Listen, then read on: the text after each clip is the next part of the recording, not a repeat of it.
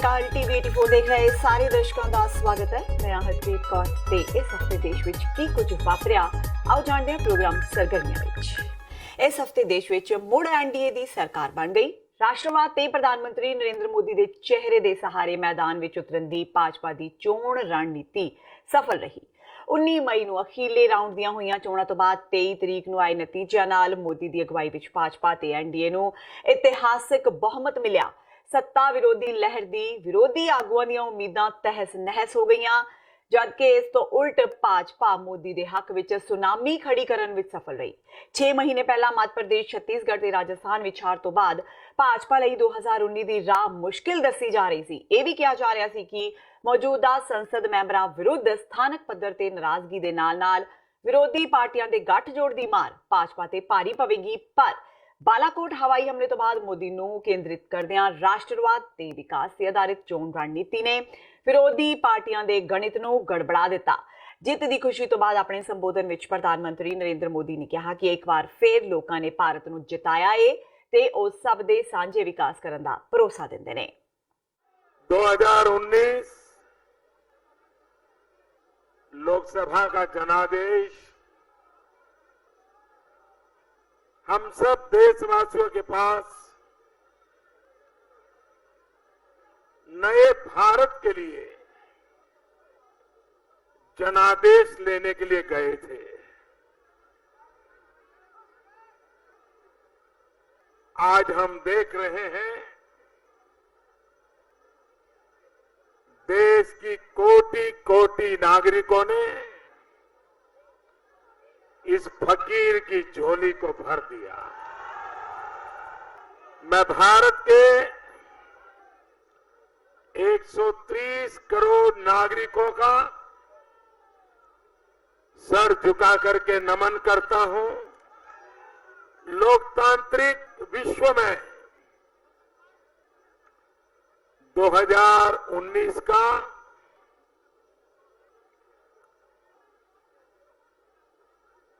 ये जो मतदान का सिर्फ आंकड़ा है, ये अपने आप में लोकतांत्रिक विश्व के इतिहास की सबसे बड़ी घटना है। पूरे विश्व की ये सबसे बड़ी घटना है। देश आजाद हुआ, इतने लोकसभा के चुनाव हुए, लेकिन आजादी के बाद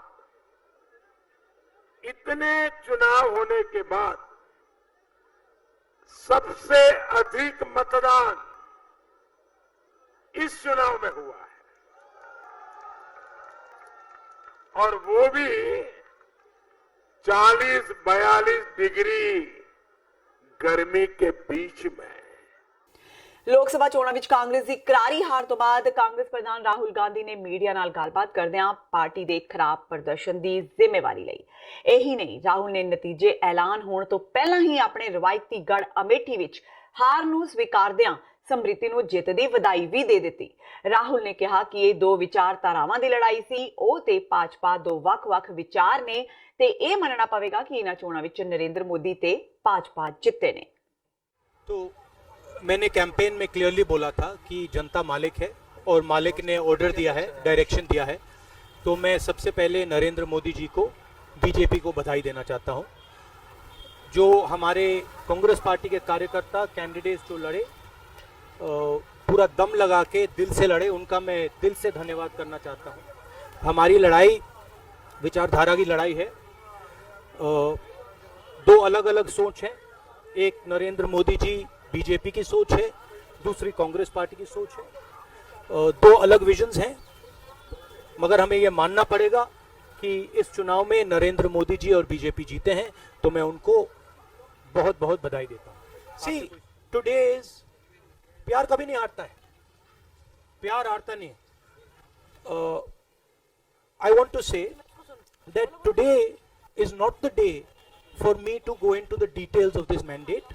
Today is the day that a new Prime Minister has been elected, and today is the day to wish him all the best and to hopefully he will look after the interest of this country. ਲੋਕ ਸਭਾ ਚੋਣਾਂ ਦੇ ਨਤੀਜਿਆਂ ਵਿੱਚ ਪੂਰੇ ਦੇਸ਼ ਵਿੱਚ ਭਾਵੇਂ ਭਾਜਪਾ ਨੂੰ ਰਿਕਾਰਡ ਤੋੜ ਬਹੁਮਤ ਮਿਲਿਆ, ਪਰ ਪੰਜਾਬ ਵਿੱਚ ਕਾਂਗਰਸ ਦੀ ਝੰਡੀ ਰਹੀ।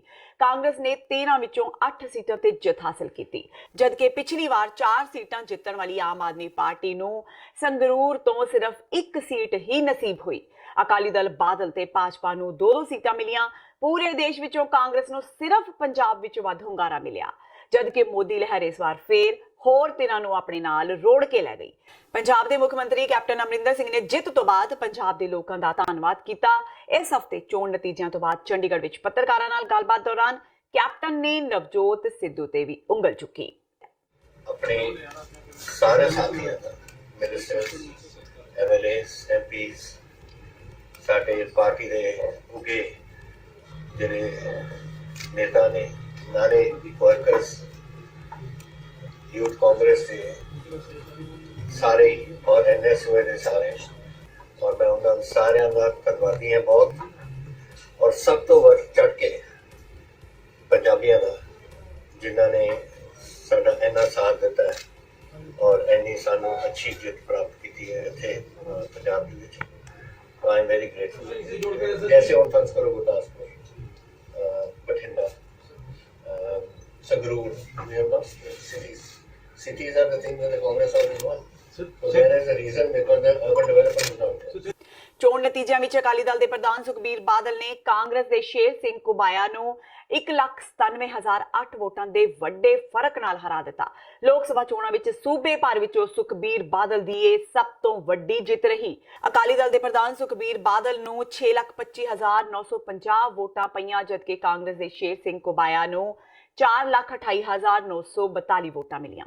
ਇਸ ਤੋਂ ਇਲਾਵਾ ਆਮ ਆਦਮੀ ਪਾਰਟੀ ਦੇ ਹਰਜਿੰਦਰ ਸਿੰਘ ਕਾਕਾ ਸਰਾਂ 31,000 ਵੋਟਾਂ ਨਾਲ ਤੀਜੇ ਨੰਬਰ ਤੇ, ਜਦਕਿ ਪੀਡੀਏ ਦੇ ਹੰਸਰਾਜ ਗੋਲਡਨ 25,864 ਵੋਟਾਂ ਨਾਲ ਚੌਥੇ ਨੰਬਰ ਤੇ ਰਹੇ। ਗੁਰਦਾਸਪੁਰ ਤੋਂ ਸਨੀ ਦਿਓਲ ਨੇ ਇਤਿਹਾਸ ਸਿਰਜ ਕੇ ਕਾਂਗਰਸ ਦੇ ਦਿੱਗਜ ਉਮੀਦਵਾਰ ਨੂੰ ਵੱਡੇ ਫਰਕ ਨਾਲ ਹਰਾ ਦਿੱਤਾ। ਭਾਜਪਾ ਦੇ ਸਨੀ ਦਿਓਲ ਨੂੰ 5,48,634 ਵੋਟਾਂ ਪਈਆਂ, ਜਦਕਿ ਕਾਂਗਰਸ ਦੇ ਸੁਨੀਲ ਜਾਖੜ ਨੂੰ 4,70,972 ਵੋਟਾਂ ਮਿਲੀਆਂ ਤੇ ਆਮ ਆਦਮੀ ਪਾਰਟੀ ਦੇ ਉਮੀਦਵਾਰ ਪੀਟਰ ਚੀਦਾ 27,116 ਵੋਟਾਂ ਤੇ ਹੀ ਸਿਮਟ ਗਏ। ਲੁਧਿਆਣਾ ਲੋਕ ਸਭਾ ਹਲਕੇ ਤੋਂ ਇੱਕ ਵਾਰ ਫੇਰ ਕਾਂਗਰਸ ਨੇ ਬਾਜ਼ੀ ਮਾਰ ਲਈ। ਕਾਂਗਰਸ ਦੇ ਉਮੀਦਵਾਰ ਰਵਨੀਤ ਸਿੰਘ ਬਿੱਟੂ ਨੇ ਬਾਕੀ ਉਮੀਦਵਾਰਾਂ ਨੂੰ ਪਿੱਛੇ ਛੱਡਦੇ ਹੋਏ 76,498 ਵੋਟਾਂ ਦੇ ਫਰਕ ਨਾਲ ਵੱਡੀ ਲੀਡ ਨਾਲ ਜਿੱਤ ਹਾਸਲ ਕੀਤੀ। ਰਵਨੀਤ ਬਿੱਟੂ ਨੇ 3,83,284 ਵੋਟਾਂ ਹਾਸਲ ਕਰਕੇ ਪੀਡੀਏ ਦੇ ਉਮੀਦਵਾਰ ਸਿਮਰਜੀਤ ਸਿੰਘ ਬੈਂਸ ਨੂੰ ਹਰਾਇਆ। ਸਿਮਰਜੀਤ ਸਿੰਘ ਬੈਂਸ ਨੂੰ 3,06,786 ਵੋਟਾਂ ਹਾਸਲ ਹੋਈਆਂ, ਜਦਕਿ ਅਕਾਲੀ ਭਾਜਪਾ ਦੇ ਉਮੀਦਵਾਰ ਮਹੇਸ਼ਿੰਦਰ ਸਿੰਘ ਗਰੇਵਾਲ 2,98,963 ਵੋਟਾਂ ਨਾਲ ਤੀਜੇ ਨੰਬਰ ਤੇ ਰਹੇ। ਆਮ ਆਦਮੀ ਪਾਰਟੀ ਦੇ ਪ੍ਰੋਫੈਸਰ ਤੇਜਪਾਲ ਸਿੰਘ ਗਿੱਲ ਨੂੰ ਸਿਰਫ 15,794 ਵੋਟਾਂ ਹੀ ਹਾਸਲ ਹੋ ਸਕੀਆਂ। ਮੇਰਾ ਰਿਸ਼ਤਾ ਲੁਧਿਆਣੇ ਵਾਲਿਆਂ ਨਾਲ ਪਰਿਵਾਰ ਦਾ ਰਿਸ਼ਤਾ ਹੈ। ਮੇਰਾ ਕੋਈ ਐਮਪੀ ਵਾਲਾ ਨਹੀਂ, ਮੇਰਾ ਕੋਈ ਸਿਆਸੀ ਰਿਸ਼ਤਾ ਨਹੀਂਗਾ। ਮੈਂ ਕਦੇ ਪੋਲੀਟੀਸ਼ੀਅਨ ਤੌਰ ਤੇ ਨਹੀਂ ਵਿਚਰਿਆ। ਸ਼ਹੀਦ ਆਜ਼ਮ ਸਰਦਾਰ ਬੇਅੰਤ ਸਿੰਘ ਨੇ ਜੋ ਰਿਸ਼ਤਾ ਉਹਨਾਂ ਦਾ ਸੀ ਲੁਧਿਆਣੇ ਨਾਲ, ਉਹਨਾਂ ਨੇ ਆਪਣੀ ਇਸ ਧਰਤੀ ਲਈ, ਇਸ ਲੁਧਿਆਣੇ ਲਈ ਖੂਨ ਦਿੱਤਾ ਤੇ ਮੈਨੂੰ ਸਾਰੇ ਬਜ਼ੁਰਗ ਆਪਣਾ ਪੋਤਾ ਸਮਝਦੇ ਆ।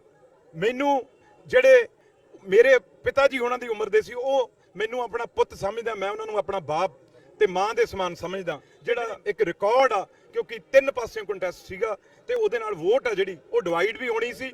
ਪਰ ਮਹੇਸ਼ਿੰਦਰ ਸਾਹਿਬ ਜੇ ਕਿਤੇ ਮੋਦੀ ਨਾ ਜਪਦੇ, ਜੇ ਮੋਦੀ ਨਾ ਜਪਦੇ, ਜੇ ਆਪਣੇ ਨਾਂ ਤੇ ਵੋਟ ਮੰਗਦੇ ਮਹੇਸ਼ਿੰਦਰ ਜੀ, ਤੇ ਮੈਂ ਸਮਝਦਾ ਉਹਨਾਂ ਦੀ ਵੀ ਆਮ ਆਦਮੀ ਪਾਰਟੀ ਵਾਂਗੂ ਜ਼ਮਾਨਤ ਜ਼ਬਤ ਹੁੰਦੀ। ਤੇ ਦੂਜੇ ਬੈਂਸ ਭਰਾ, ਅੱਜ ਮੈਂ ਕਦੇ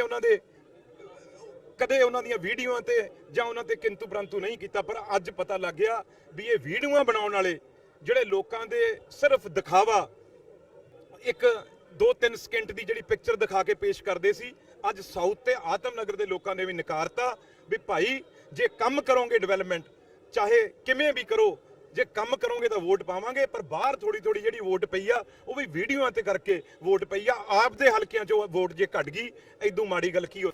ਤੇ ਹੁਣ ਵੇਲਾ ਹੋ ਗਿਆ ਬ੍ਰੇਕ ਦਾ, ਮਿਲਦੇ ਆਂ ਬ੍ਰੇਕ ਤੋਂ ਬਾਅਦ।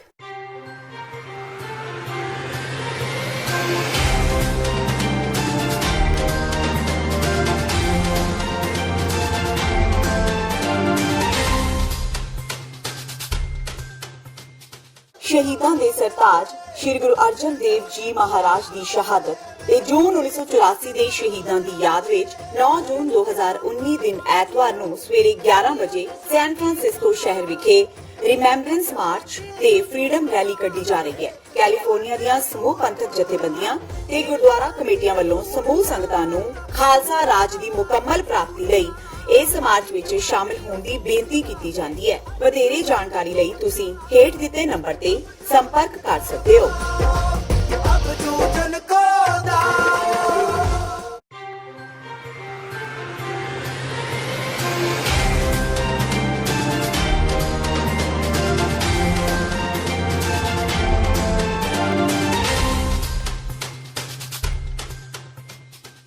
ਬ੍ਰੇਕ ਤੋਂ ਬਾਅਦ ਟੀਵੀ 84 ਦੇ ਇਸ ਪ੍ਰੋਗਰਾਮ ਵਿੱਚ ਸਵਾਗਤ ਹੈ। ਸ਼੍ਰੀ ਅਨੰਦਪੁਰ ਸਾਹਿਬ ਤੋਂ ਕਾਂਗਰਸ ਦੇ ਮਨੀਸ਼ ਤਿਵਾੜੀ 46,795 ਵੋਟਾਂ ਦੇ ਫਰਕ ਨਾਲ ਅਕਾਲੀ ਦਲ ਦੇ ਪ੍ਰੇਮ ਸਿੰਘ ਚੰਦੂਮਾਜਰਾ ਨੂੰ ਹਰਾ ਕੇ ਜੇਤੂ ਰਹੇ। ਕਾਂਗਰਸ ਦੇ ਮਨੀਸ਼ ਤਿਵਾੜੀ ਨੂੰ 4,21,779 ਵੋਟਾਂ ਪਈਆਂ, ਜਦਕਿ ਅਕਾਲੀ ਦਲ ਦੇ ਪ੍ਰੇਮ ਸਿੰਘ ਚੰਦੂਮਾਜਰਾ ਨੂੰ 3,74,984 ਵੋਟਾਂ ਪਈਆਂ।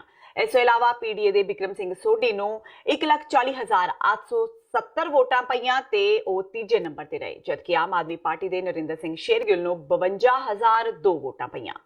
ਪਟਿਆਲਾ ਤੋਂ ਪਰਨੀਤ ਕੌਰ ਨੇ ਸ਼੍ਰੋਮਣੀ ਅਕਾਲੀ ਦਲ ਭਾਜਪਾ ਦੇ ਸਾਂਝੇ ਉਮੀਦਵਾਰ ਸੁਰਜੀਤ ਸਿੰਘ ਰਖੜਾ ਨੂੰ 1,60,999 ਵੋਟਾਂ ਦੇ ਵੱਡੇ ਫਰਕ ਨਾਲ ਹਰਾਇਆ।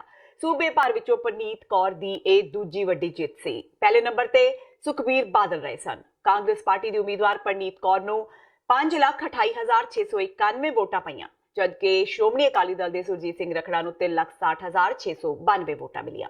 ਇਸ ਤੋਂ ਇਲਾਵਾ ਨਵਾਂ ਪੰਜਾਬ ਪਾਰਟੀ ਦੇ ਉਮੀਦਵਾਰ ਧਰਮਵੀਰ ਗਾਂਧੀ 1,61,111 ਵੋਟਾਂ ਨਾਲ ਤੀਜੇ ਨੰਬਰ ਤੇ, ਜਦਕਿ ਆਮ ਆਦਮੀ ਪਾਰਟੀ ਦੀ ਉਮੀਦਵਾਰ ਨੀਨਾ ਮਿੱਤਲ 56,716 ਵੋਟਾਂ ਨਾਲ ਚੌਥੇ ਨੰਬਰ ਤੇ ਰਹੇ।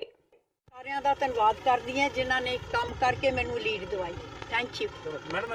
ਖਾਸ ਤੌਰ ਤੇ ਜਿਹੜਾ ਉੱਪਰ ਐਨਡੀਏ ਦੀ ਜਿਹੜਾ ਆ ਰਿਹਾ ਜਿਸ ਤਰ੍ਹਾਂ ਦੇ ਰੁਝਾਨ ਆ ਰਹੇ ਨੇ, ਕੀ ਕਹੋਗੇ ਜਿਸ ਤਰ੍ਹਾਂ ਦੇਸ਼ ਵਾਸੀ ਨੇ ਫਿਰ ਐਨਡੀਏ ਨੂੰ ਸਮਰਥਨ ਦੇਣਾ? ਦੇਖੋ, ਇਹ ਦੇਸ਼ ਨੇ ਸਮਰਥਨ ਦਿੱਤਾ, ਸਿਰ ਮੱਥੇ ਤੇ ਦੇਖਦੇ ਹਾਂ ਔਰ ਅਸੀਂ ਆਪਣਾ ਪੂਰਾ ਰੋਲ ਨਿਭਾਵਾਂਗੇ। ਕਾਂਗਰਸ ਪਾਰਟੀ ਇਸ ਤਰ੍ਹਾਂ ਮੇਨਟੇਨ ਹੋਏਗੀ ਤਾਂ ਅੱਛੀ ਲੀਡ ਦੇ ਨਾਲ ਜਿੱਤਾਂਗੇ ਜੀ। ਪ੍ਰਾਇੋਰਟੀ ਕੀ ਹੈ ਜੀ ਹੁਣ ਤੁਹਾਡੀ ਇਸ ਤੋਂ ਬਾਅਦ? ਸਭ ਤੋਂ ਪਹਿਲਾਂ ਪ੍ਰਾਇੋਰਟੀ ਸਭ ਤੋਂ ਪਹਿਲੀ ਪ੍ਰਾਇੋਰਟੀ ਹੈ ਕਿ ਕੋਸ਼ਿਸ਼ ਕਰੀਏ ਕਿ ਆਪਣੇ ਬੱਚਿਆਂ ਦੇ ਸਾਧਨ ਬਣਨ, ਉਹਨਾਂ ਦੀਆਂ ਨੌਕਰੀਆਂ ਦੇ। ਬਠਿੰਡਾ ਲੋਕ ਸਭਾ ਹਲਕੇ ਵਿੱਚ ਕਾਂਗਰਸ ਦੇ ਅਮਰਿੰਦਰ ਸਿੰਘ ਰਾਜਾ ਵੜਿੰਗ ਸ਼੍ਰੋਮਣੀ ਅਕਾਲੀ ਦਲ ਦੀ ਹਰਸਿਮਰਤ ਕੌਰ ਬਾਦਲ ਕੋਲੋਂ ਹਾਰ ਗਏ। ਬਠਿੰਡਾ ਵਿੱਚ ਕਾਂਗਰਸ ਪੀਡੀਏ ਤੇ ਆਪ ਘੁਸਪੈਠ ਕਰਨ ਵਿੱਚ ਨਾਕਾਮ ਰਹੀ ਹੈ।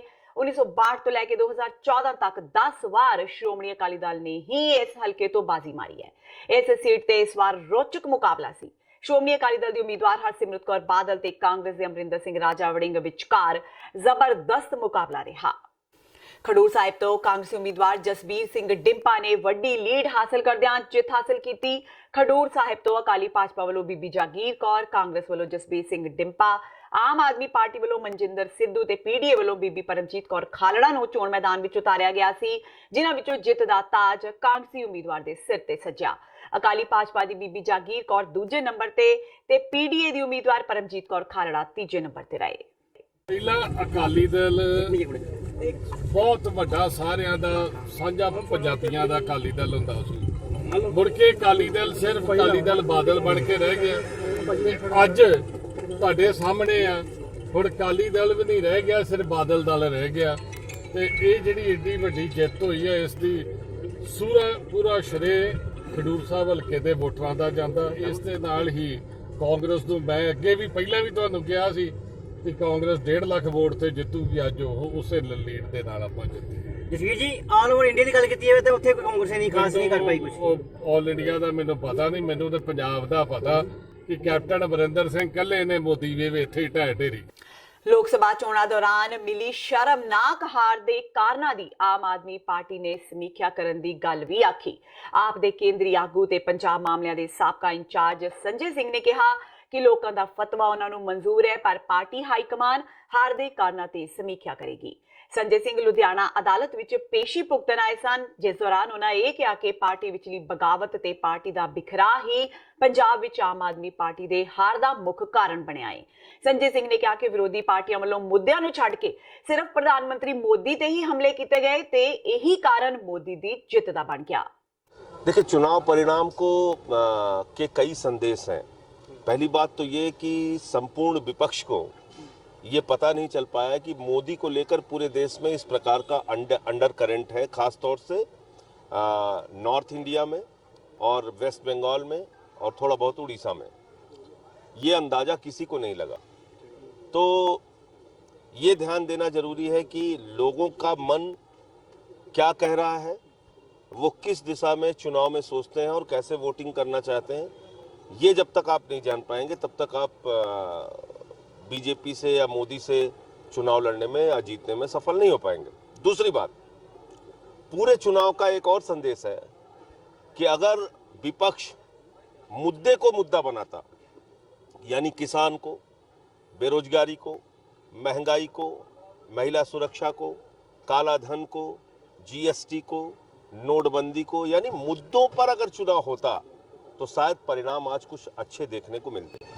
जो हालत हमारी थी पंजाब में, जिस प्रकार का बिखराव हुआ था पिछले समय में, आपस की फूट थी, रोज की लड़ाइयाँ थीं, अगर उसके परिप्रेक्ष्य में ये चुनाव परिणाम देखेंगे तो मैं समझता हूँ काफ़ी संतोषजनक परिणाम है कि भगवंत मान इतने अच्छे वोटों से जीत के आए और कुछ 2-4 सीटों पे हमको ठीक ठाक वोट भी मिले हैं।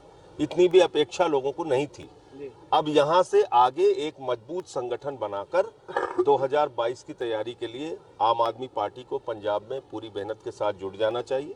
ਪੰਜਾਬ ਦੇ ਲੋਕਾਂ ਨੇ ਪੀਡੀਏ ਨੂੰ ਵੀ ਨਕਾਰ ਦਿੱਤਾ। ਬਠਿੰਡਾ ਵਿੱਚ ਮਿਲੀ ਵੱਡੀ ਹਾਰ ਤੋਂ ਬਾਅਦ ਸੁਖਪਾਲ ਖਹਿਰਾ ਨੇ ਆਪਣੀ ਪਾਰਟੀ ਦੇ ਅਹੁਦੇ ਤੋਂ ਅਸਤੀਫੇ ਦੀ ਪੇਸ਼ਕਸ਼ ਕਰ ਦਿੱਤੀ। ਖਹਿਰਾ ਨੇ ਕਿਹਾ ਕਿ ਲੋਕਾਂ ਦਾ ਫਤਵਾ ਉਹਨਾਂ ਨੂੰ ਸਿਰ ਮੱਥੇ ਮਨਜ਼ੂਰ ਹੈ ਤੇ ਉਹ ਆਪਣੀ ਹਾਰ ਦੀ ਜ਼ਿੰਮੇਵਾਰੀ ਲੈਂਦਿਆਂ ਪਾਰਟੀ ਵਿੱਚੋਂ ਆਪਣੇ ਅਹੁਦੇ ਤੋਂ ਅਸਤੀਫਾ ਦੇਣ ਲਈ ਤਿਆਰ ਨੇ। ਉਹਨਾਂ ਕਿਹਾ ਕਿ ਜੇਕਰ ਕੋਈ ਸੂਝਵਾਨ ਤੇ ਸੁਲਝਿਆ ਹੋਇਆ ਵਿਅਕਤੀ ਪਾਰਟੀ ਨੂੰ ਲੀਡ ਕਰਨਾ ਚਾਹੇ ਤਾਂ ਉਹਨਾਂ ਨੂੰ ਕੋਈ ਇਤਰਾਜ਼ ਨਹੀਂ ਹੋਵੇਗਾ। ਖਹਿਰਾ ਨੇ ਕਿਹਾ ਕਿ ਜਲਦੀ ਹੀ ਉਹ ਲੋਕ ਸਭਾ ਚੋਣਾਂ ਦੇ ਨਤੀਜਿਆਂ ਤੇ ਪਾਰਟੀ ਨਾਲ ਮੀਟਿੰਗ ਕਰਕੇ ਸਮੀਖਿਆ ਕਰਨਗੇ ਤੇ ਉਹ ਪਾਰਟੀ ਸਾਹਮਣੇ ਆਪਣੇ ਅਸਤੀਫੇ ਦੀ ਪੇਸ਼ਕਸ਼ ਵੀ ਰੱਖਣਗੇ। ਇਸ ਦੇ ਨਾਲ ਇੱਕ ਵਾਰ ਫਿਰ ਸੁਖਪਾਲ ਖਹਿਰਾ ਨੇ ਨਵਜੋਤ ਸਿੱਧੂ ਨੂੰ ਗੱਠਜੋੜ ਦਾ ਹਿੱਸਾ ਬਣਨ ਦਾ ਸੱਦਾ ਵੀ ਦੇ ਦਿੱਤਾ। ਆਪਾਂ ਪੰਜਾਬ ਦੇ ਹਿੱਤ ਲਈ ਅਖੀਰਲੇ ਸਾਹ ਤੱਕ ਲੜਨਾ, ਤੁਸੀਂ ਚਿੰਤਾ ਨਾ ਕਰੋ। ਮੈਂ ਸਿਰਫ ਆਪਣਾ ਰੋਲ ਇਹ ਕਹਿ ਰਿਹਾ ਸੀਗਾ ਕਿਉਂਕਿ ਜਿਹੜਾ ਇਹ ਬਠਿੰਡੇ ਦਾ ਨਤੀਜਾ ਆਇਆ ਸੀਗਾ, ਇਹ ਥੋੜਾ ਜਿਹਾ ਇਸ ਪੱਧਰ ਦਾ ਸੀਗਾ ਕਿ ਮੈਨੂੰ ਕੋਈ ਨਾ ਕੋਈ ਰਿਸਪੌਂਸਿਬਿਲਿਟੀ ਦਾ ਓਨ ਅਪ ਕਰਨੀ ਚਾਹੀਦੀ ਹੈ ਨਾ, ਕਿ ਹੋ ਸਕਦਾ ਵਾ ਕਿ ਮੈਂ ਇਲੈਕਟੋਰਲ ਪੋਲਿਟਿਕਸ ਲਈ ਅਨਫਿਟ ਹਾਂ। ਮੈਂ ਇਹ ਕਹਿਣ ਦਾ ਮੇਰਾ ਭਾਵ ਸੀਗਾ ਔਰ ਮੈਂ ਆਪਣੀ ਪਾਰਟੀ ਵਿੱਚ ਆਪਣਾ ਪੱਖ ਰੱਖੂੰਗਾ। 3-4 ਦਿਨ ਬਾਅਦ ਅਸੀਂ ਮੀਟਿੰਗ ਕਰਦੇ ਹਾਂ ਤੇ ਜੋ ਵੀ ਮੇਰੀ ਪਾਰਟੀ ਦੇ ਮੇਰੇ ਕੁਲੀਗਸ ਮੈਨੂੰ ਕਹਿਣਗੇ, ਮੈਨੂੰ ਜਿਸ ਤਰ੍ਹਾਂ ਦਾ ਵੀ ਆਦੇਸ਼ ਦੇਣਗੇ ਮੈਂ ਉਹ ਪੂਰਾ ਕਰੂੰਗਾ। ਪਲੱਸ ਨਾਲ ਮੇਰਾ ਇਹ ਵੀ ਨੈਤਿਕ ਫਰਜ਼ ਬਣਦਾ ਕਿ ਮੈਂ ਆਪ ਪਾਰਟੀ ਦੀ ਇਲੈਕਸ਼ਨ ਲੜਿਆ ਸੀ ਬਠਿੰਡੇ ਤੋਂ ਆਪਣੀ ਪਾਰਟੀ ਵੱਲੋਂ ਤੇ ਮੈਨੂੰ ਬਹੁਤ ਘੱਟ ਵੋਟ ਪਈ ਆ। ਸੋ ਅਗਰ ਮੈਂ ਆਪਣੀ ਪਾਰਟੀ ਨੂੰ ਆਪਣੇ ਅਸਤੀਫੇ ਦੀ ਬਤੌਰ ਪ੍ਰਧਾਨ ਵੀ ਪੇਸ਼ਕਸ਼ ਕਰਨੀ ਆ, ਪੇਸ਼ਕਸ਼ ਨਹੀਂ ਮਤਲਬ ਕਿ ਮੈਂ ਜੈਨੂਅਨਲੀ ਆਪਣੇ ਦਿਲ ਤੋਂ ਇਹ ਕਹਿਣਾ ਚਾਹੁੰਦਾ ਵਾਂ ਕਿ ਅਗਰ ਆਪਣੀ ਪਾਰਟੀ ਦੇ ਵਿੱਚ ਕੋਈ ਹੋਰ ਵਿਅਕਤੀ ਅੱਛਾ ਕਾਬਿਲ, ਮੇਰੇ ਨਾਲੋਂ ਸੁਲਝਿਆ ਹੋਇਆ, ਮੇਰੇ ਨਾਲੋਂ ਸਿਆਣਾ ਵਿਅਕਤੀ ਪਾਰਟੀ ਨੂੰ ਅਗਵਾਈ ਕਰ ਸਕਦਾ ਤਾਂ ਮੈਨੂੰ ਕੋਈ ਬਿਲਕੁਲ ਇੱਕ ਪੈਸਾ ਵੀ ਮੇਰੇ ਮਨ ਵਿੱਚ ਕੋਈ ਬੋਝ ਨਹੀਂਗਾ। ਇਲੈਕਸ਼ਨਾਂ 'ਚ ਤਾਂ ਕਈ ਵਾਰ ਅਸੀਂ ਕਹਿ ਦਿੰਦੇ ਜੀ ਕਿ ਨਵਜੋਤ ਸਿੰਘ ਸਿੱਧੂ ਦਾ ਅਸੀਂ ਸਵਾਗਤ ਕਰਦੇ ਹਾਂ, ਉਹ ਸਾਡੇ ਨਾਲ ਖੜ ਜਵੇ ਆਣ ਕੇ। ਕਈ ਵਾਰ ਉਹ ਸਿਰਫ ਨਿਊਜ਼ ਵੈਲਿਊ ਵਾਸਤੇ ਹੁੰਦਾ, ਪਰ ਅੱਜ ਮੈਂ ਕਹਿਣਾ ਚਾਹੁੰਦਾ ਨਵਜੋਤ ਸਿੰਘ ਸਿੱਧੂ ਨੂੰ, ਮੇਰੀ ਹਲੇ ਉਹਨਾਂ ਦੇ ਨਾਲ ਗੱਲ ਨਹੀਂ ਹੋਈ, ਮੈਂ ਗੱਲ ਕਰਨ ਦੀ ਵੀ ਕੋਸ਼ਿਸ਼ ਕਰੂੰਗਾ ਕਿ ਆਓ ਛੱਡੋ ਕਾਂਗਰਸ ਨੂੰ। ਉਹਨਾਂ ਨੇ ਤੁਹਾਨੂੰ ਹੁਣ ਵੈਸੇ ਵੀ ਬੇਇੱਜ਼ਤ ਕਰਕੇ ਤੇ ਉਹਨਾਂ ਨੇ ਕਿਸੇ ਨਾ ਕਿਸੇ ਸਮੇਂ ਦੇ ਉੱਤੇ ਤੁਹਾਨੂੰ ਉਸ ਪਾਰਟੀ 'ਚੋਂ ਕੱਢ ਦੇਣਾ। ਜੇ ਤੁਹਾਨੂੰ ਉੱਥੋਂ ਹਟਾਉਂਦੇ ਨੇ ਜਾਂ ਕੱਢਦੇ ਨੇ ਜਾਂ ਤੁਸੀਂ ਆਪਣਾ ਮਨ ਬਣਾਉਂਦੇ ਹੋ, ਅਸੀਂ ਤੁਹਾਨੂੰ ਇਸ ਗੱਠਜੋੜ ਦੇ ਵਿੱਚ ਸਵਾਗਤ ਕਰਾਂਗੇ। ਆਪਾਂ ਬੈਠ ਕੇ ਸਾਰਾ ਇਹਦੀ ਸ਼ਕਲ ਸੂਰਤ ਤੈਅ ਕਰਾਂਗੇ। ਇਹਨਾਂ ਚੋਣ ਨਤੀਜਿਆਂ ਵਿੱਚ ਇੱਕ ਨਾਮ ਜੋ ਸਭ ਦੀ ਜ਼ੁਬਾਨ ਤੇ ਆ ਗਿਆ ਉਹ ਸੀ ਜਲੰਧਰ ਤੋਂ ਆਜ਼ਾਦ ਉਮੀਦਵਾਰ ਨੀਟੂ ਸ਼ਟਰਾਂਵਾਲਾ। ਹਾਲਾਂਕਿ ਨੀਟੂ ਵੀ ਇਹ ਚੋਣ ਹਾਰ ਗਿਆ, ਪਰ ਆਪਣੀ ਹਾਰ ਤੋਂ ਬਾਅਦ ਭਾਵੁਕ ਹੁੰਦਿਆਂ ਨੀਟੂ ਨੇ ਕਿਹਾ ਕਿ ਉਸਦੇ ਘਰ ਦੀਆਂ ਕੁੱਲ 9 ਵੋਟਾਂ ਸਨ ਪਰ ਉਸ ਨੂੰ ਸਿਰਫ 5 ਵੋਟਾਂ ਮਿਲੀਆਂ। ਉਸ ਨੇ ਕਿਹਾ ਕਿ ਉਸ ਨਾਲ ਧੋਖਾ ਹੋਇਆ ਏ। ਨੀਟੂ ਨੇ ਕਿਹਾ ਕਿ ਲੋਕਾਂ ਨੇ ਸਹੁੰ ਖਾਧੀ ਸੀ ਕਿ ਉਸ ਨੂੰ ਵੋਟਾਂ ਪਾਉਣਗੇ ਪਰ ਫਿਰ ਵੀ ਉਸ ਨੂੰ ਨਾਮਾਤਰ ਵੋਟਾਂ ਹੀ ਮਿਲੀਆਂ, ਉਸ ਨਾਲ ਧੋਖਾ ਹੋ ਗਿਆ। ਨੀਟੂ ਨੇ ਦੋਸ਼ ਲਗਾਉਂਦਿਆਂ ਕਿਹਾ ਕਿ ਮਸ਼ੀਨਾਂ ਵਿੱਚ ਹੀ ਕੋਈ ਗੜਬੜ ਹੋਈ ਹੈ। ਜੇਕਰ ਇਸ ਤਰ੍ਹਾਂ ਹੀ ਹੋਣਾ ਹੈ ਤਾਂ ਉਹ ਅੱਗੇ ਤੋਂ ਇਲੈਕਸ਼ਨ ਨਹੀਂ ਲੜੇਗਾ। ਮੇਰੇ ਮਹੱਲੇ ਵਾਲੇ ਚਿੰਤਪੁਰਨੀ ਮਾਤਾ ਨੂੰ ਮੰਨ ਕੇ ਹੱਥ ਮੰਨ ਕੇ ਸਾਰਿਆਂ ਨੇ ਕਿਹਾ ਵੋਟਾਂ ਤੁਹਾਨੂੰ ਪਾਉਣ। ਵੋਟਾਂ ਨਿਕਲੇ 5 ਸਰ, 9 ਮੇਰੇ ਘਰ ਦੀਆਂ ਵੋਟਾਂ ਗਿਆ, ਮੇਰੇ ਘਰ ਦੀਆਂ ਵੀ ਨਹੀਂ ਪਤਾ ਨਹੀਂ ਕਿੱਥੇ ਵੋਟਾਂ ਗਈਆਂ, ਮੈਨੂੰ ਸਮਝ ਨਹੀਂ ਆਉਂਦੀ। ਜੇ ਤੁਸੀਂ ਕਹਿ ਰਹੇ ਹੋ 9 ਵੋਟਾਂ ਤੁਹਾਡੇ ਮੈਂਬਰ 9 ਹੈ ਤੇ 5 ਵੋਟਾਂ 4 ਮੈਂਬਰ ਪਾਏ ਨੇ ਤੁਹਾਨੂੰ? ਸਰ 5 ਹੀ ਵੋਟਾਂ ਨਿਕਲੀਆਂ, ਵੱਧ ਨਿਕਲੀ। ਮੈਂ ਦੇਖਿਆ ਹੈਰਾਨ ਹੋ ਗਿਆ ਸਰ। ਫਿਰ ਅੰਦਰ ਹੀ ਜਾਣ ਦਿੱਤਾ ਇਹਨਾਂ ਨੇ। ਉਹਦੇ ਅੰਦਰ ਗਿਆ ਤੇ ਕਦੀ ਕਹਿੰਦੇ ਉਧਰੋਂ ਦੀ ਆਓ, ਕਦੀ ਕਹਿੰਦੇ ਉਧਰੋਂ ਦੀ ਆਓ ਸਰ। ਤੇ ਕੀ ਸਮਝ ਕਿਉਂ ਇਹਦਾ ਹੈ ਸਰ ਪਤਾ ਨਹੀਂ ਸਰ, ਬੇਈਮਾਨੀ ਹੋਈ ਆ। ਬਾਕੀ ਅੱਗੇ ਤੋਂ ਐਕਸ਼ਨ ਨਹੀਂ ਲੜਾਂਗੇ ਕਦੀ, ਬਈ ਨਹੀਂ ਲੜਨਾ ਕਿੱਦਾਂ ਬੇਈਮਾਨੀ ਹੋਈ ਸੀ ਸਰ। ਆਪਾਂ ਬੜੀ ਮਿਹਨਤ ਨਾਲ ਪੈਸੇ ਇਕੱਠੇ ਕੀਤੇ ਸੀਗੇ ਸਰ, ਲੇਕਿਨ ਉਹ ਸਾਰਾ ਬੇੜਾ ਗਰਕ ਹੋਇਆ ਸਾਡਾ ਸਰ। ਆਪਾਂ ਦੁਬਾਰਾ ਇਲੈਕਸ਼ਨ ਨਹੀਂ ਕਰ ਜ਼ਿੰਦਗੀ ਲੜਾਂਗੇ। ਇਹ ਲੋਕਤੰਤਰ ਨਹੀਂ ਹੈਗਾ ਸਰ, ਇਹ ਲੋਕਤੰਤਰ ਨਹੀਂ ਹੈਗਾ ਸਰ। ਆਪਾਂ ਦੇ ਹੁਣ ਜਿਹੜਾ ਉੱਤੇ ਹੈਗਾ ਬੰਦਾ, ਜਿਹੜਾ ਮਰਜ਼ੀ ਅਫਸਰ ਆ, ਜਿਹੜਾ ਮਰਜ਼ੀ ਮੋਦੀ ਹੋਵੇ ਜਾਂ ਕਾਂਗਰਸ ਦਾ ਰਾਹੁਲ ਹੋਵੇ, ਸਾਡੇ ਵਾਸਤੇ ਸਾਰੇ ਚੋਰ ਆ, ਡਾਕੂ ਆ ਸਾਰੇ। ਇਹਦਾ ਥੋੜੀ ਹੁੰਦਾ ਜਿਹੜੀ ਬਾਕੀ ਵੋਟਾਂ ਜਿਨ੍ਹਾਂ ਨੇ ਪਾਈਆਂ ਵਾ, ਤੇ ਜਿਨ੍ਹਾਂ ਨੇ ਵੋਟਾਂ ਪਾਈਆਂ ਉਹਨਾਂ ਨੇ ਮਾਤਾ ਦੇ ਕਸਮ ਰੱਖ ਕੇ, ਬਾਬੇ ਦੀ ਕਸਮ ਰੱਖ ਕੇ ਲੋਕਾਂ ਨੇ ਵੋਟਾਂ ਪਾਈਆਂ ਸਾਨੂੰ ਸਰ। ਇਸ ਹਫਤੇ ਪੱਤਰਕਾਰਾਂ ਨਾਲ ਸਵਾਲ ਜਵਾਬ ਦੌਰਾਨ ਕੈਪਟਨ ਅਮਰਿੰਦਰ ਸਿੰਘ ਨੇ ਨਵਜੋਤ ਸਿੱਧੂ ਤੇ ਸਵਾਲ ਚੁੱਕ ਦਿੱਤੇ। ਕੈਪਟਨ ਨੇ ਕਿਹਾ ਕਿ ਬਠਿੰਡਾ ਵਿੱਚ ਨਵਜੋਤ ਸਿੱਧੂ ਵੱਲੋਂ ਦਿੱਤੇ ਗਏ ਬਿਆਨ ਨਾਲ ਹੀ ਪਾਰਟੀ ਨੂੰ ਨੁਕਸਾਨ ਹੋਇਆ ਹੈ। ਸਿੱਧੂ ਨੇ ਚੋਣ ਪ੍ਰਚਾਰ ਦੇ ਅਖੀਰਲੇ ਦਿਨ ਬਠਿੰਡਾ ਵਿੱਚ ਰੈਲੀ ਦੌਰਾਨ ਮੈਚ ਫਿਕਸਿੰਗ ਦਾ ਇੱਕ ਬਿਆਨ ਦਿੱਤਾ ਸੀ, ਜਿਸ ਤੋਂ ਬਾਅਦ ਕੈਪਟਨ ਸਮੇਤ ਪੰਜਾਬ ਦੇ ਕਈ ਮੰਤਰੀਆਂ ਨੇ ਸਿੱਧੂ ਖਿਲਾਫ ਮੋਰਚਾ ਖੋਲ੍ਹਦਿਆਂ ਸਿੱਧੂ ਨੂੰ ਅਸਤੀਫਾ ਦੇਣ ਤੱਕ ਆਖ ਦਿੱਤਾ ਸੀ। ਕੈਪਟਨ ਨੇ ਇਹ ਵੀ ਕਿਹਾ ਕਿ ਜੋ ਸਿੱਧੂ ਨੇ ਬਠਿੰਡਾ ਵਿੱਚ ਬੋਲਿਆ, ਜੇ ਉਹ ਇੱਕ ਦਿਨ ਰੁਕ ਕੇ ਬੋਲ ਦਿੰਦੇ ਤਾਂ ਪਾਰਟੀ ਨੂੰ ਇੰਨਾ ਵੱਡਾ ਨੁਕਸਾਨ ਨਾ ਹੁੰਦਾ। ਉਹਨਾਂ ਕਿਹਾ ਕਿ ਜੇਕਰ ਸਿੱਧੂ ਦੇ ਮਨ ਵਿੱਚ ਮਤਭੇਦ ਸਨ ਤਾਂ ਉਹ ਇੱਕ ਦਿਨ ਰੁਕ ਜਾਂਦੇ, ਉਹਨਾਂ ਨੇ ਉਸੇ ਦਿਨ ਹੀ ਇਹ ਸਭ ਕੁਝ ਕਿਉਂ ਬੋਲਿਆ। मैं कहता सीगा उदों कि this issue I sent a message that very day to say that this mission is going to cost us some seats. Maybe it has cost us Bathinda because Bathinda च बयान देता सी उनके बयान से डैमेज हुआ है, वही मैं कह रहे हैं। I think it's cost us Bathinda. No, I say these seats. What is the reason? I said what is the reason for these seats to have gone down? Is it the effect of Modi? Is it effect of something? You have to say that. Possible? No. Then why not in Patiala? Why not in other seats? Why not Jalandhar? So if it is limited to no, but Sidhu has not been to Sangrur. Sidhu has not been to exactly. So then why has it gone down in Sangrur? So these are things that mean introspection. So we have to find out why. Navjot Singh Sidhu ਦੀ ਪਤਨੀ doctor Navjot Kaur Sidhu ਨੇ ਆਪਣੀ ਹੀ party ਤੇ ਸਵਾਲ ਚੁੱਕਦਿਆਂ ਇਸ ਹਫਤੇ ਦਾਅਵਾ ਕੀਤਾ ਹੈ ਕਿ ਉਹਨਾਂ ਦੇ ਪਤੀ ਕਰਕੇ ਹੀ ਕਾਂਗਰਸ ਘੱਟ ਫਰਕ ਨਾਲ ਹਾਰੀ ਹੈ। ਡਾਕਟਰ ਸਿੱਧੂ ਦਾ ਤਰਕ ਹੈ ਕਿ ਜੇਕਰ ਸਿੱਧੂ ਨੇ ਬਠਿੰਡਾ ਵਿੱਚ ਪ੍ਰਚਾਰ ਨਾ ਕੀਤਾ ਹੁੰਦਾ ਤਾਂ ਕਾਂਗਰਸ ਨੂੰ ਅਕਾਲੀਆਂ ਹੱਥੋਂ ਵੱਡੀ ਹਾਰ ਦਾ ਸ਼ਿਕਾਰ ਹੋਣਾ ਪੈਣਾ ਸੀ। ਅੰਮ੍ਰਿਤਸਰ ਵਿੱਚ ਪੱਤਰਕਾਰਾਂ ਨਾਲ ਗੱਲਬਾਤ ਦੌਰਾਨ ਨਵਜੋਤ ਕੌਰ ਸਿੱਧੂ ਨੇ ਕਿਹਾ ਕਿ ਜਿਹੜੀ ਥਾਂ ਵਿਧਾਇਕਾਂ ਨੇ ਕੰਮ ਕੀਤਾ ਉੱਥੇ ਪਾਰਟੀ ਨੂੰ ਜਿੱਤ ਮਿਲੀ, ਜਿਵੇਂ ਕਿ ਪਟਿਆਲਾ ਤੇ ਅੰਮ੍ਰਿਤਸਰ ਵਿੱਚ। ਡਾਕਟਰ ਸਿੱਧੂ ਨੇ ਮੁੱਖ ਮੰਤਰੀ ਕੈਪਟਨ ਅਮਰਿੰਦਰ ਸਿੰਘ ਵੱਲੋਂ ਉਹਨਾਂ ਦੇ ਪਤੀ ਤੇ ਚੁੱਕੇ ਸਵਾਲਾਂ ਨੂੰ ਨਾਜਾਇਜ਼ ਦੱਸਿਆ। ਉਹਨਾਂ ਕਿਹਾ ਕਿ ਸਿੱਧੂ ਨੇ ਤਾਂ ਪਾਰਟੀ ਪ੍ਰਧਾਨ ਰਾਹੁਲ ਗਾਂਧੀ ਦੇ ਕਹਿਣ ਤੇ ਚੋਣ ਪ੍ਰਚਾਰ ਕੀਤਾ ਸੀ ਤੇ ਉਹ ਅੱਜ ਵੀ ਪਾਰਟੀ ਦੇ ਨਾਲ ਖੜੇ ਨੇ। ਡਾਕਟਰ ਸਿੱਧੂ ਨੇ ਇਹ ਵੀ ਕਿਹਾ ਕਿ ਜੋ ਲੋਕ ਕਾਂਗਰਸ ਵਿੱਚ ਰਹਿੰਦੇ ਆ ਕਿਸੇ ਹੋਰ ਪਾर्टी ਦਾ साथ ਦਿੰਦੇ ਨੇ वो सब कुछ गलत है। देखो वो ग्राउंड लेवल पे सबका पता चल जाएगा। वो तब 1.5-2 लाख पे हारी हुई थी, तो 20,000 का जो फर्क आया है वो इसीलिए आया है कि सिद्धू साहब गए और वो रैलीज का रिकॉर्ड, क्योंकि देखो हर चीज़ रिकॉर्ड में होती है, उसको ऐसे बोलने से कोई फायदा नहीं होता। जो रिस्पॉन्स सिद्धू साहब के जाने से पहले था और वो जो है वो हाईकमांड को भी पता था और दिल्ली से स्पेशल उनको ले जाया गया कि वो सीट बुरी तरह हार रही है। आप वो उनका अपना पार्टी का जो ऑल इंडिया लेवल का है वो उनका सर्वे बोल रहा था कि ये बुरी तरह से हारी हुई सीट है, सिर्फ नवजोत के जाने से शायद जीत सकती है। तो उन्होंने किसी को भी कमेंट नहीं किया। मुझे समझ नहीं आ रही कि लोगों को मिर्चें क्यों लड़ रही हैं। कमेंट सिर्फ इतना सा था कि जो लोग पार्टी में रह के दूसरी पार्टीज को सपोर्ट करते हैं वो सावधान हो जाएं, एक साइडेड चलो, अपनी पार्टी के लिए सिंसियर होना चाहिए। अपनी पार्टी में रह के जो अकाली दल को सपोर्ट करते हैं उनको कांग्रेस पार्टी की कोई सपोर्ट नहीं है। तो मुझे समझ नहीं आया इसमें क्या गलत बात हो गई। पंजाब की सारी कैबिनेट नवजोत सिंह सिद्धू के खिलाफ खड़ी हो चुकी है, उसके बारे में जी नहीं, बहुत सारे एमएलएज और बहुत सारे मिनिस्टर्स साथ हैं। इसमें ये कोई वो नहीं होता कि तुम किसके साथ हो। एक रूलिंग तुम्हारे सीएम होते हैं और एक प्रेरोगेटिव होता है सारे मिनिस्टर्स का। ਤੇ ਇਹ ਸਨ ਇਸ ਹਫਤੇ ਦੀਆਂ ਸਰਗਰਮੀਆਂ। ਇਸ ਦੇ ਨਾਲ ਹੀ ਮੈਨੂੰ ਹਰਪ੍ਰੀਤ ਕੌਰ ਨੂੰ ਦਿਓ ਇਜਾਜ਼ਤ। ਸਤਿ ਸ਼੍ਰੀ ਅਕਾਲ।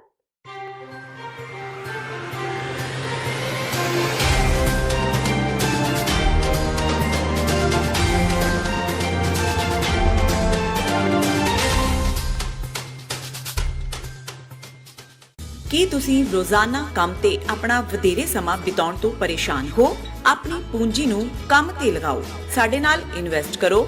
ਅਸੀਂ ਤੁਹਾਡੀ ਪੂੰਜੀ ਤੋਂ ਤੁਹਾਡੇ ਲਈ ਵਧੇਰੇ ਪੈਸੇ ਬਣਾ ਸਕਦੇ ਹਾਂ।